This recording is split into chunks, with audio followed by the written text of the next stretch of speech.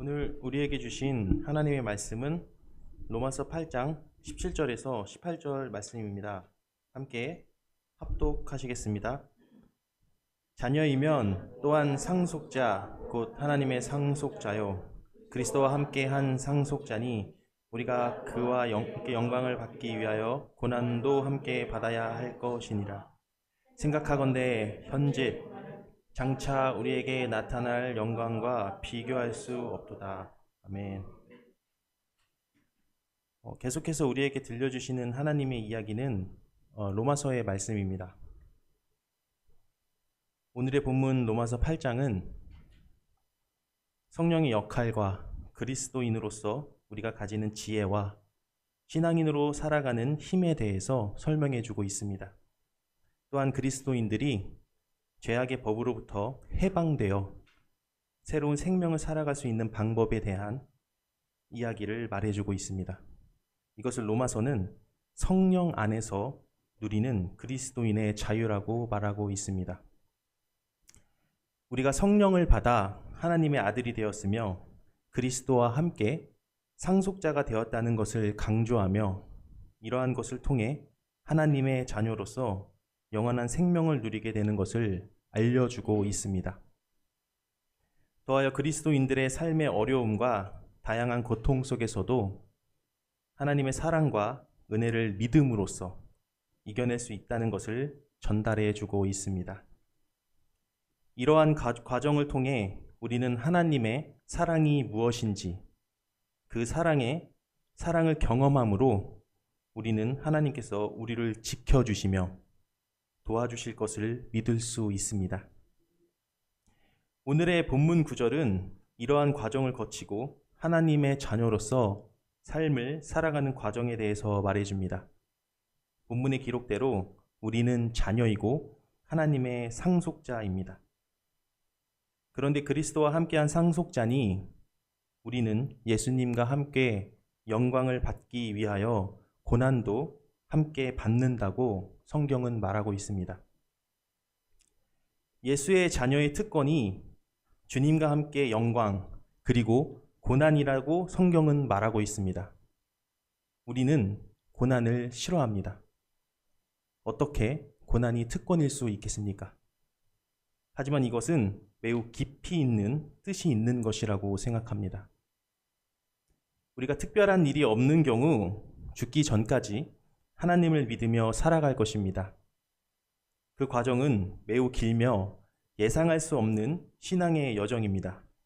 또한 이것은 신앙인으로서 하나님의 형상대로 점차 형성되어져 가는 성화의 과정이라고도 말할 수 있겠습니다. 이러한 과정 중 우리는 다양한 고난을 받으며 삶을 살아갑니다. 고난이라는 것은 자신의 실수와 잘못을 통해 올 수도 있지만 무고한 자들이 겪을 수도 있는 현상이며 더하여 성령의 지배를 받는 사람조차도 겪을 수 있는 일이기도 합니다. 아무 죄가 없는 예수님의 고난을 보면 알 수 있습니다. 그리스도에게 속한 사람은 하나님이 싫어하시는 생각과 행동을 멀리합니다. 그리고 성령의 인도를 따라 살아갑니다. 이러한 삶을 우리는 진리의 삶이라고 말할 수도 있을 것 같습니다. 이것 또한 예수님의 삶 속에서 드러납니다. 예수께서 진리의 삶을 사시면서 수많은 고난과 역경을 겪으셨습니다. 그럴 때마다 당시 주변 사람들은 이해하지 못했습니다. 그게 무슨 영광이야? 그게 무슨 진리의 삶이야? 라고 말입니다. 하지만 복음서를 읽어본 보편적인 신앙인이라면 예수의 행동은 영광과 진리라고 말하며 그는 정녕 의인이었다는 말에 대해서 모두가 동의할 것입니다. 로마서를 통해 고난은 육신에 속한 우리가 영적인 것과의 충돌에서 발생하는 어려움인 것 같다는 생각을 로마서 묵상을 통해 하게 되었습니다. 그리고 의미 없는 고난도 분명 있을 것 같다는 생각도 하게 되었습니다. 하지만 오늘 본문의 저자가 말하는 고난은 이와 다른 것을 말하고 있다고 생각합니다. 이것은 우리 안에 아직 남아있는 죄성이 본래 창조 모습대로 성화되어져 갈 때 발생하는 것이라고 생각합니다. 앞서 언급한 의미 없는 고난은 우리가 아직 육신에 속한 것에 매여 있을 때 성령의 지배받는 삶 속에서 발생하는 고난이 아니라 전혀 관계없는 고난은 우리가 극복할 수가 없습니다. 우리는 살다 보면 의미 없는 고난에 대해서 고집을 부릴 때가 있습니다. 용서하지 못하는 것, 미워하는 것, 증오하고 혐오하는 것, 올바르지 못한 비판 등 이러한 것은 우리를 죄악의 끝으로 우리를 몰아세우기도 하며 우리는 이런 것을 도저히 어떻게 해결해야 될지 몰라 매번 나락에 빠지게 만듭니다. 이러한 상황에서 신앙의 선배들은 너를 위해서라도 털어내라, 용서해라, 의지적으로라도 노력해라 라고 조언을 해주기도 합니다. 여기에 있는 성도님들도 이러한 경험이 있을 거라고 생각합니다. 그러나 오늘 본문에서의 고난은 십자가의 도를 따르는 거룩한 삶을 살아가게 해주는 것이라고 볼 수 있겠습니다. 예수님처럼 살려고 하는 우리의 삶 속에서 발생하는 당연한 증상이라고도 볼 수 있겠습니다. 이것을 우리는 시험이라고도 말하기도 합니다. 이것은 거룩한 삶으로 나아갈 때 발생하는 저항이라고 말하고 싶습니다. 그리고 이것은 우리 개신교 정신의 핵심이 아닌가 하는 생각도 해보게 됩니다. 우리는 고난을 기뻐할 수 없습니다. 고난은 싫습니다. 하지만 예수님을 믿는 사람들은 고난 없이 예수의 길에 동참하기란 매우 어렵다고 생각합니다. 성령의 도우심은 우리의 삶을 지배합니다. 그것은 삶 속에서 신앙이 올바르게 번역되어 나타나는 증상이기도 합니다. 대단하고 큰 것이 아닙니다. 그러한 자들은 성령에 매어가는 사람들입니다. 이것을 복음서에서는 거듭남이라고 말하기도 합니다. 저는 저와 모든 사람들이 거듭남을 입은 사람으로 함께 삶을 살아갔으면 좋겠습니다.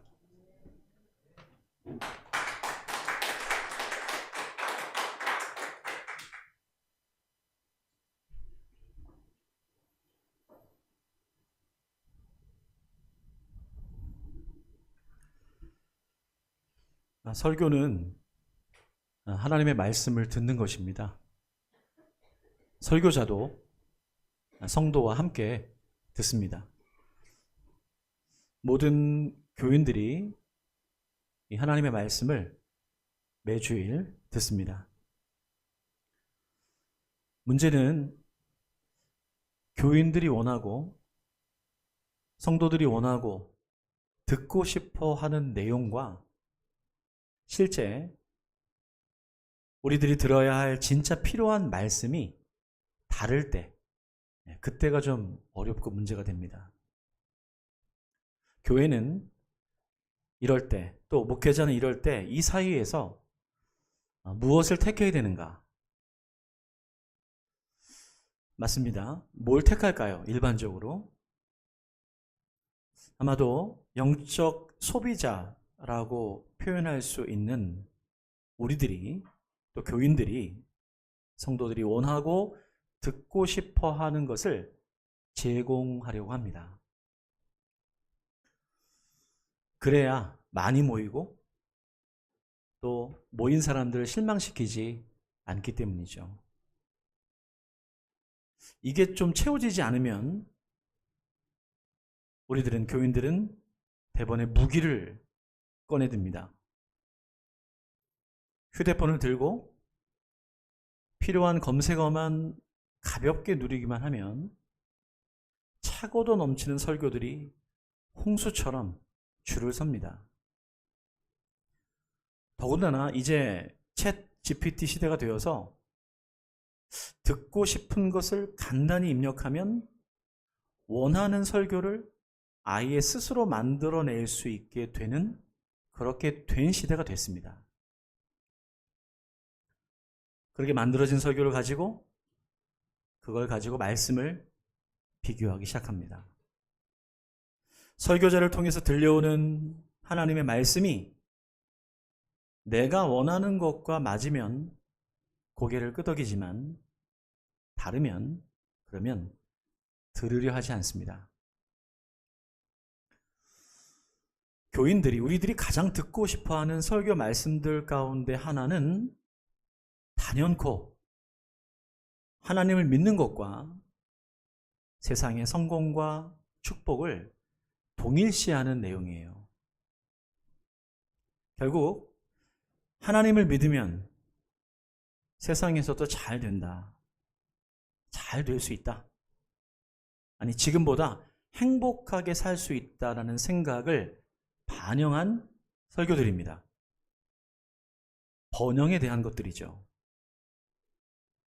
이렇게 세상을 지배하는 생각들이 교회 안에까지 밀고 들어와서 점령해 버린 모습들이 바로 이 시대 우리들의 자화상이기도 합니다. 오늘 저는 설교자로서 좀 더 본질에 충실하려고 합니다. 여러분들이 혹시 설교를 듣다가 혹시 무기를 꺼내든다 할지라도 오늘 설교가 소비자 중심이 아니라 공급자인 하나님께서 들려주시고 싶은 말씀을 운반하도록 하겠습니다. 여러분들이 충분히 그런 수준이 되리라고 봅니다. 사실 실제로 우리들에게 필요한 말씀은 우리들이 외면하고 듣고 싶어 하지 않는 말씀일 수 있습니다. 그것은 바로 오늘 여러분과 함께 하나님이 들려주고 싶어 하시는 고통과 고난의 문제입니다. 오늘 주어진 본문의 두 절 중에 한 소절 17절 말씀, 로마서 8장 17절 말씀을 함께 찬찬히 다시 한번 읽어봅니다. 시작. 또한 상속자 곧 하나님의 상속자요 그리스도와 함께 한 상속자니 우리가 그와 함께 영광을 받기 위하여 고난도 함께 받아야 할 것이니라. 아멘. 자녀가 되면 상속자가 됩니다. 상속을 받을 수 있는 상속자가 된다는 것은 생각만 해도 든든해집니다. 지금 읽은 이 짧은 한 구절에 상속자라는 표현이 무려 3번에 걸쳐서 등장합니다. 상속자, 상속자, 상속자가 되었다. 그 정도로 상속자라고 하는 표현은 아주 굉장히 강렬한 표현입니다. 세상에서도 상속자라고 하면은 일단 부러움의 대상이 됩니다. 그가 받게 될 상속의 내용이 부럽겠죠. 벌써 계산이 되지 않습니까? 도대체 뭘 상속을 받을까? 집은 어떻고, 건물은 어떻고, 땅은 어떻고, 벌써 계산이 되지 않습니까? 그런데 오늘 우리는 하나님의 상속자에 대한 이야기를 좀 하고 싶습니다. 세상의 상속자가 아니라 하나님의 상속자라는 거죠. 그게 누구예요? 바로 하나님의 자녀인 저와 여러분들입니다. 전능하신 하나님께서 우리를 자녀 삼으신 것은 우리를 상속자로 지명하셨음을 의미하기 때문에 중요합니다. 우리는 상속자입니다. 그러니 우리의 관심은 당연히 상속의 내용이에요. 우리가 받아야 될 것이 무엇이냐라는 거죠. 바로 그 상속의 내용이, 우리가 받아야 될 그 내용이 조금 전에 우리가 다시 읽었었던 그 17절의 말씀이 상속의 내용입니다. 여러분, 상속의 내용이라고 하니까 다시 한번 보고 싶죠? 사람 심리가 그래요. 다시 한번 상속의 내용을 17절 말씀을 확인해 보고 싶어요. 한번 다시 한번, 중요하지 않습니까? 17절 말씀 다시 한번 읽습니다. 시작. 또한 상속자 곧 하나님의 상속자요 그리스도와 함께 한 상속자니 우리가 그와 함께 영광을 받기 위하여 고난도 함께 받아야 할 것이니라. 아멘. 아까보다 진짜 좀 목소리 커지셨어요. 네. 하나님의 자녀인 우리가 받아야 될 상속의 내용은 하나님의 아들이신 그리스도께서 부활의 영광을 상속받으셨듯이 우리도 부활의 영광을 누리게 될 것이다. 그러나 이 엄청난 상속의 내용에는 이런 전제가 덧붙여져 있어요. 조건이 붙여 있다는 것입니다. 그것은 십자가 없는 영광은 없다. 좀 더. 십자가 없는 부활의 영광은 없다. 라는 것입니다. 그리스도와 함께 상속을 누리는 그 영광을 누리려면 그와 함께 고난을 받아야 되는 게 전제라는 거예요. 왜냐하면 고난과 영광은 하나이기 때문에 그렇습니다. 그런데 상속자들은 한 가지 중요한 사실을 좀 염두에 둬야 될 것이 있어요. 고난과 영광은 하나지만 고난이 먼저라는 겁니다. 고난이 먼저요, 영광이 나중이라는 사실이에요. 이 순서를 뒤집거나 무시하거나 건너뛰거나 해서는 안 됩니다. 제가 한번 쉬운 질문을 드리면서 한번 이것을 한번 생각해 볼게요. 여러분, 추수가 먼저입니까? 씨를 뿌리는 파종이 먼저입니까? 여러분을 너무 무시하는 질문 같아서 조금 더 다른 질문. 자식을 얻는 기쁨이 먼저입니까? 해산의 고통이 먼저입니까? 추수를 하고 파종을 할 수 없습니다. 그리고 자식을 낳은 뒤에 해산의 고통을 겪게 된다라고 한다면, 그 고통이 나중이라고 한다면 상상만 해도 이상한 일들이 벌어지게 될 것입니다. 순서가 중요합니다. 고난과 영광은 한 세트이지만 고통과 고난이 먼저요, 나중이 영광이 온다는 사실이에요. 그래서 고통과 고난이 없는 영광은 없습니다. 라고 성경이 우리에게 말씀해 주고 있는 거예요. 분위기가 좀 무거운 것 같아서 분위기를 좀 바꿔보겠습니다. 우리나라가 자랑스러워하는 축구선수 누구죠? 손흥민. 사범근에서 바뀌었습니다. 손흥민이에요. 손흥민 선수가 쓴 책, 축구를 하며 생각한 것들이라는 그 책에 나오는 대목에 그가 이런 얘기를 해요. 제 인생에 공짜로 얻은 건 하나도 없습니다. 드리블, 슈팅, 컨디션 유지, 부상 방지 등은 죽어라 노력해서 얻은 결과물들입니다. 어제 값을 치른 대가를 오늘 받고 내일 받을 대가를 위해서 오늘 먼저 값을 치릅니다. 후불은 없습니다. 저는 이 이야기를 보면서 인상 깊었던 그 대목은 후불은 없다 라는 표현이 인상 깊게 들렸어요.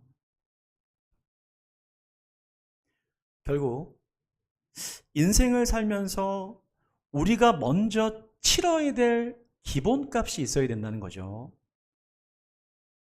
좀 유식한 말로 디폴트라고 합니다. 요즘 많이 쓰는 표현이에요. 디폴트, 기본값이 인생에 있는데 그것이 고통이요, 고난이라는 것입니다. 고난은 삶의 기본값이고 그 값이 커지면, 기본값이 커지면 커질수록 우리는 더 나은 방향으로 나아가고 있는 중이거나 고통 뒤에 찾아오는 것은 내가 기대했던 것보다 그 이상의 놀라운 모습일 것이다 라고 하는 인생의 원리입니다. 곧 고난이 없이는 영광을 얻지 못한다는 거예요. 그것을 이렇게 다시 한번 성경은 강조해 줍니다. 이어지는 18절의 말씀이죠. 로마서 8장 18절 말씀 함께 한번 읽어보죠. 시작. 현재의 고난은 장차 우리에게 나타날 영광과 비교할 수 없도다. 아멘. 현재 지금 내가 겪고 있는 고난은 우리에게 나타나게 될 영광과 비교가 될 것이라는 말씀이에요. 실제는요. 비교할 수 없도다라는 것은 강조는 비교하게 될 거라는 거예요. 어떻게 해요? 지금의 고난의 크기보다 상상할 수 없을 정도로 더 큰 영광이 있게 될 것이다 라고 그렇게 말해주고 있는 거죠. 곧 고난이 클수록 비례해서 영광의 크기가 더 크다는 것은 말할 나위 없을 것이다, 이렇게 말씀하고 있는 거예요. 고통 그리고 내 삶의 고난은 바로 이 영광과 연결되어 있어서 먼저 지불해야 될 기본값이다라고 성경이 말해주고 있는 것입니다. 그런데 이상하게도 우리는 고난이 없기를 바라요. 고통과 고난은 안 좋은 거, 없는 게 좋은 거라고 생각합니다. 아니, 그 정도가 아니에요. 고통과 고난을 겪으면 부끄럽다고 느낍니다. 보여주는 거 싫어해요. 감추려고 해요. 마치 실패자가 된 것처럼 말입니다. 그리고 어려움 속에서 고난을 겪는 사람을 보게 되면 어설프게 위로해 주려고 합니다. 그리고 이런 생각을 또 하게 돼요. 나는 하나님을 잘 믿어서 이런 고난과 고통이 없이 잘 되기를 바라는 마음을 가지게 됩니다. 뭔가 잘못되어도 단단히 잘못되어 있는 태도예요. 고난을 패스하고 곧장 영광으로 가는 길은 없습니다. 오히려 그렇게 되면 그건 심각한 문제를 낳을 뿐이에요. 인간이 느끼는 기쁨의 그 쾌락의 수치를 조사한 자료가 있어요. 언제 쾌락을 이렇게 느낄 때 수치죠. 누가 조사한 것인지 모르지만 제가 책을 보다가 꽤나 설득력이 있는 내용이어서 인용을 합니다. 인간의 그 다양한 행동과 그 감정에 따른 그 쾌락을, 그 기쁨을 수치로 매겨서 순위를 파악해 본 거예요. 적당히 편안한 상태가 쾌락 수치 1이라고 하면 달달한 당 섭취 3이라고 합니다. 젊은이들이 컴퓨터 게임하죠? 게임은 한 5 정도, 5. 맛있는 식사할 때 되게 좋죠? 한 10 정도로 매겨진다고 합니다. 이 밖에도 어떤 것에 감동을 받았을 때, 시험에 합격했을 때, 그럴 때 한 20 정도래요. 그리고 자신이 노력한 결과의 어떤 뿌듯함, 또 믿음의 결실, 이런 거 30 정도라고 합니다. 그리고 사랑할 때 55 정도 된대요. 그런데 가장 높은 수치는 150인데요. 그것은 도박과 마약이라고 합니다. 150이래요, 수치가. 도박과 마약은 수치가 비정상적입니다. 술, 도박, 마약, 이와 같은 것들의 결정적인 문제는 고난을 후불로 치러야 된다는 점이에요. 그 결과는 중독이기 때문에 그렇습니다. 마약을 한 이들의 표현을 빌려보자면, 제가 마약을 안 해봐서 표현을 빌릴 수밖에 없어요. 마약은 몸에 들어가자마자 즉각적으로 반응한다고 해요. 즉각적으로 행복해진대요. 즉각적으로 쾌락을 느끼는 것이죠. 나아가서 현실을 완전 다른 세상으로 바꿔놓는다고 합니다. 그런데 그렇게 잠시 행복감이 쾌락이 끝나게 되면 급속한 우울증과 무기력증, 환각, 환청, 그리고 더 나아가 범죄로 이어지게 되죠. 더 이상 막을 수 없는 고통을 치러야 되고 그것을 또 모면하고자 더 세게 마약을 투약해야 하는 중독으로 이어지게 되는 비극을 낳게 되는 거죠. 고통 없이, 고난 없이 행복을 얻으려는 세상의 잘못된 가치관이 결국 영혼을 사망에 이르게 하는 것이죠. 저는 이 부분에서 소름이 좀 돋았어요. 혹시 우리 사랑하는 교회가 강단에서 목회자인 제가 하나님의 온전한 복이 아니라 잘못된 그것을 전한 것은 없는가? 성도들을 중독으로 빠뜨리게 한 것은 없는가? 라고 각성하게 되었습니다.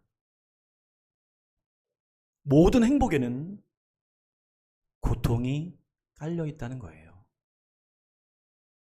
고난은 디폴트입니다. 기본값이에요. 부끄러워할 게 아니라는 겁니다. 없애버려야 될 게 아니라는 거예요. 고난이 클수록, 기본값이 높을수록 영광은, 행복은 우리에게 더 크게 예비되어 있다라고 하나님께서 약속해 주십니다. 고난 없는 진정한 행복은 없을 뿐더러 그것은 일시적인 가짜 행복일 수 있습니다. 다시 한번 말씀드릴게요. 진정한 행복은 고난을 수반합니다. 고난이 깔려 있습니다. 그리고 그 위에서 느낄 수 있는 행복이 바로 영광이다 라고 말하고 있는 것이죠. 고난과 행복을 분리해서 자꾸 보려는 순간서부터 인생을 불행하다라고 느끼게 되거나 다른 사람들은 모두 행복해 보이는데 나만 힘들다라는 감정에 계속해서 빠져들게 된다는 거죠.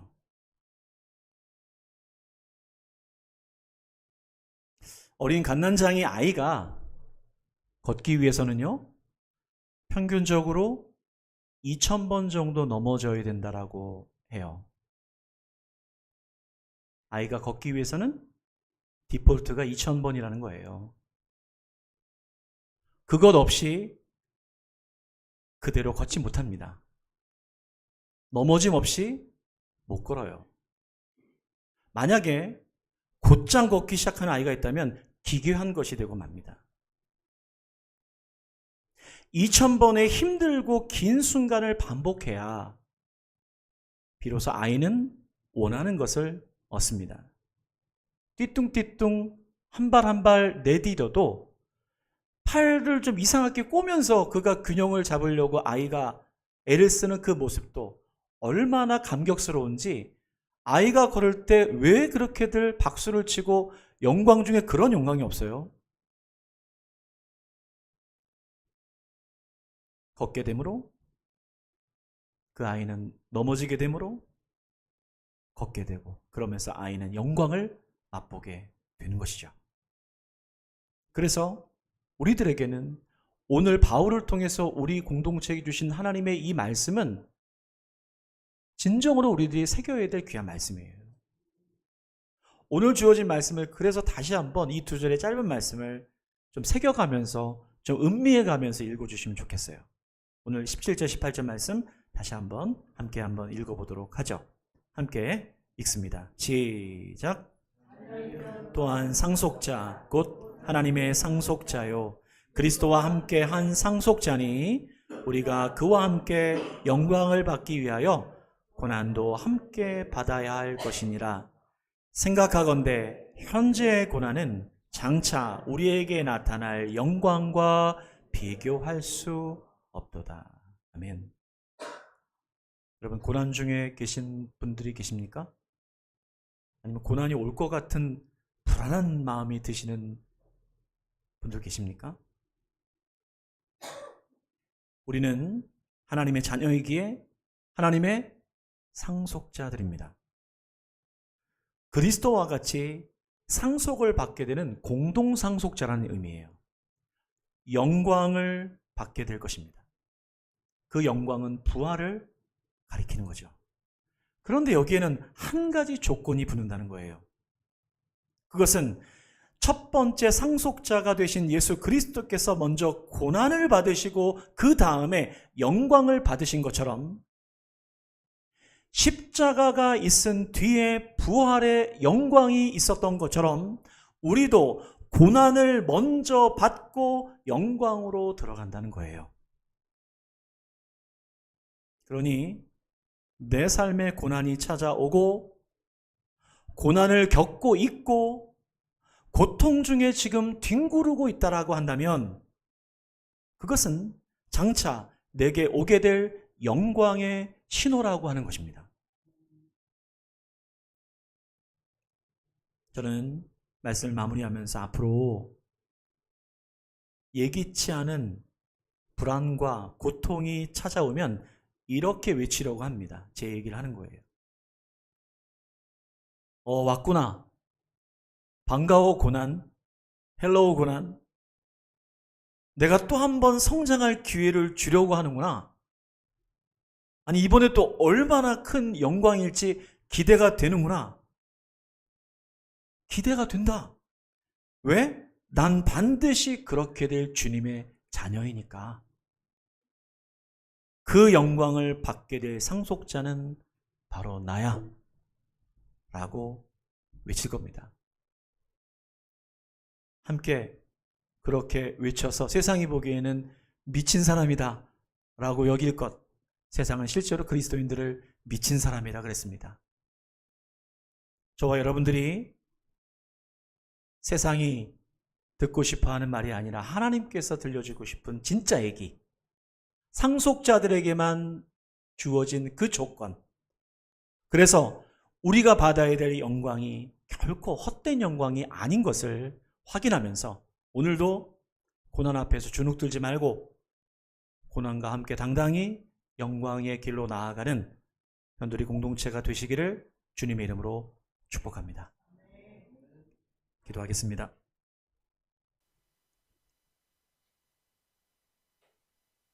너는 나의 자녀, 나의 상속자, 너는 우리가 받은 그 영광, 그것을 받기 위해서 고난도 함께 받아야 될 것이다 라고 말씀해 주시면서 가짜 복음이 아니라 진짜 복음을 우리에게 다시금 알려주시며 우리의 삶에 하나님께서 주시는 이 고난의 의미가, 이 고통의 의미가 참으로 그 하나님의 엄청난 영광과 연결되어 있음을, 하나임을 알게 해주시고 다시 한번 우리의 삶의 진정한 행복과 주 하나님의 영광을 위해 나아가는 이 삶에, 하나님과 동행하는 이 삶이 이 고난과 고통을 넘어서며 또 이것에 맞서서 하나님께서 주시는 그것으로 향해 나아갈 때 주님 결코 비교할 수 없는 하나님의 기쁨에 온전한 영광이 있게 될 줄 믿습니다. 주님 잊지 않게 해주시옵소서. 우리의 모든 것이 쇠하여진다 할지라도 그 상속에 대한 주님의 약속을 잊지 아니하고 저 천국문 들어갈 때 상속자들답게 당당하게 주님과 만나는 놀라운 그 영광의 만남을, 부활의 영광의 만남을 누리게 하여 주시옵소서. 아멘. 그렇게 하실 주님께 영광 돌려드리며 감사하며 예수 그리스도의 이름으로 기도드리옵나이다. 아멘. 아멘. 다 같이 일어서셔서 함께 우리 결단의 찬양 우리 함께